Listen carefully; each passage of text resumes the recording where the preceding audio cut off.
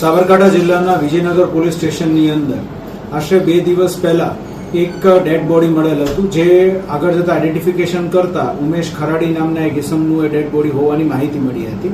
અને એની ઉપરના જે ગળાના નિશાનો હતા, જે ઇન્જરીના એના, એ જોતા શંકાસ્પદ લાગતું હતું, જેથી પોલીસ દ્વારા તાત્કાલિક આ બનાવની ગંભીરતાને ધ્યાનમાં રાખીને સ્થળ પર ડીવાયએસપી પીઆઈ દ્વારા વિઝિટ કરીને અને ફોરેન્સિક પેનલ પીએમ કરાવવામાં આવ્યું. અને ફોરેન્સિક પેનલ પીએમનો જે રિપોર્ટ આવ્યો તેના આધારે એવું નક્કી થયું કે આ કોઈ વ્યક્તિ દ્વારા આનું ગળું દબાવીને અને ત્યારબાદ ત્યાંથી મારીને અને ઢસડીને આની લાશ જે છે એ બીજી જગ્યાએ ફેરવવામાં આવી છે.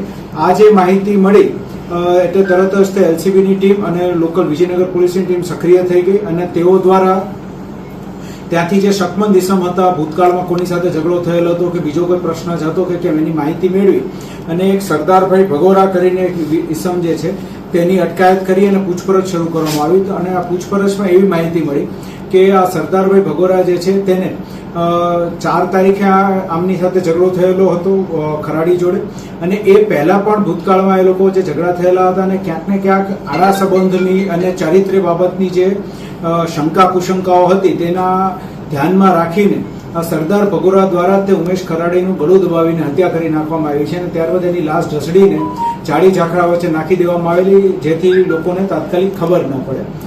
પોલીસ દ્વારા ઉમેશ ખરાડીની હત્યા કરનાર સરદાર ભગોરાની અટકાયત કરવામાં આવી છે. ફોરેન્સિક પીએમ કરવામાં આવ્યું છે. ડોગ દ્વારા પણ પુરાવા એકત્રિત કરવામાં આવ્યા છે.